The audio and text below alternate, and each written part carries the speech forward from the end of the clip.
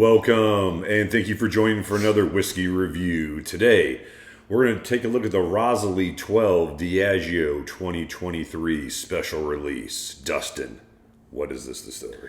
So this is like Diageo's new super high-end, or not high-end, but high-tech, giant mega distillery that apparently can release all styles of malt. We got a nice little 20 CL here so we could do a review. All X bourbon, from what I understand, it's a mixture of, I think it's mostly refill bourbon. And what's the ABV there? We're at 56.5. That is hard to read. It is. Dustin, you're a younger man than I am, so I appreciate you coming through for me. Yeah, we got a few of these Diageo, or Dustin got a few of these Diageo special releases in these smaller bottles, so we can just bring them to you guys and tell you what our thoughts are. Matured in first fill ex bourbon and refill cask, right? Yeah, my understanding is the refill casks are bourbon. Now they could be hogs, they could be bourbon casks, but I believe they're all prior bourbon. And the color certainly doesn't give you any reason to question that. Yeah, it's definitely bourbon looking maturation. So this is unpeated malt. I don't know where the what region this one sits in, but So it's in Elgin.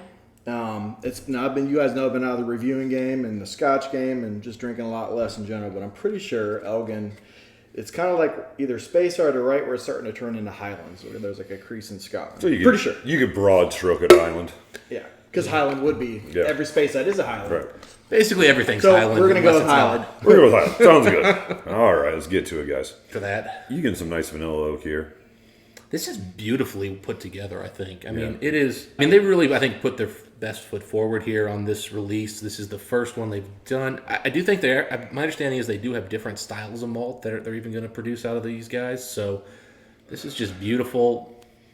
Highland, Spey, fruity, buttery. It's so ethereal, so like buttery pastry, lemon lime, vanilla. It's definitely lemon got some, oak yeah, cake. it definitely got some lime in there, but it's got 5 or 6 things just dancing around. Yeah. This is a fun one to sit and really pick it apart. I would say it's low on the fruit. just White from grapes. White grapes. Yeah. But I think overall, I'd say the pastry butteriness is 70. The fruits are 30%, something like that. It's so buttery. It's almost Talisker level of, not same, but level of buttery. Like a Talisker 18. Man. It's not soft either. It's very rich. It's a hearty malt. I agree. it's got a good density to it. Yeah. I get a really nice On the richness. nose or on the? Are we still on the nose? Yeah, I'm on the nose. Like when you first get it, though, man, I get a dense pastry density, and then as it kind of finishes, you're right. It's very light and ethereal. I mean, it's really good nose For a 12-year-old, right? 12-year-old, That's a really good nose. and for all bourbon, I mean, it's. I thought we weren't gonna like most of these Diageo releases, but this is pretty good. I will as we get through these, I'll get you. But I've actually, I'll just say this one's definitely not a disappointment for me. I actually might buy a bottle of this. Yeah, I mean, wow. Yeah. Almost waxy. Yeah, A little tartness. Yeah. yeah. I mean, it's almost kind of good getting. way? Spice kick. Yeah, it's going towards that Klein Leash without the coastal, and the Klein Leash has like a citrusy bite on the finish that this doesn't have. But Not quite as oily, but getting there. I can see where your guys is at for sure. yeah, I mean, this is a very dense, sturdy malt. It's not super fruity, so if you're looking for that It's citrus fruit. there's citrus fruit. Yeah, the only fruit here is just pure citrus fruit. But like if you're thinking like a Glenmorangie, which is very fruity, this is not that. This is much more pastry, dense, that kind of stuff. It's just more the light fruits, like really light fruits. White grapes. Yeah, citrus, all the nice citruses, and it's very there's even a little bit of marmalade jam, maybe some just kind of generic sweetness. The malt is really refined too. It's not harsh, but it's not still flavorful. So I'm not saying it's not It's dense and sturdy. dense enough to be flavorful, but it's just it's not harsh at all. They picked very good cask for this, or that they're just maybe. I mean, again, this is supposed to be a really high tech distillery. If you notice this one's, I've had a pretty decent amount of it. There's a reason I've really been enjoying this. I love that nose. It's it's almost a little bit bubblegummy. Yeah, I can go there with you. Yeah, I could get the Hubba Bubba. And it's it's that with a little bit of lemon, citrus, maybe a little lime, a little bit of tannic oak. Even the slightest peppery on the. Yeah, I was earlier before I was going to say hint of Not a pepper. very strong one at all, but a light peppery. it's almost like an unpeated Talisker 10 in some ways. Yeah. Yeah. So Keith, you're having biscuits and gravy. It's the little bit of pepper on the white gravy. Mm-hmm. Just that slight little touch. Yep. Yeah, it's a good call out. So where you guys at as far as the whiskey score on this one? Allow me to go first. Ask and decline.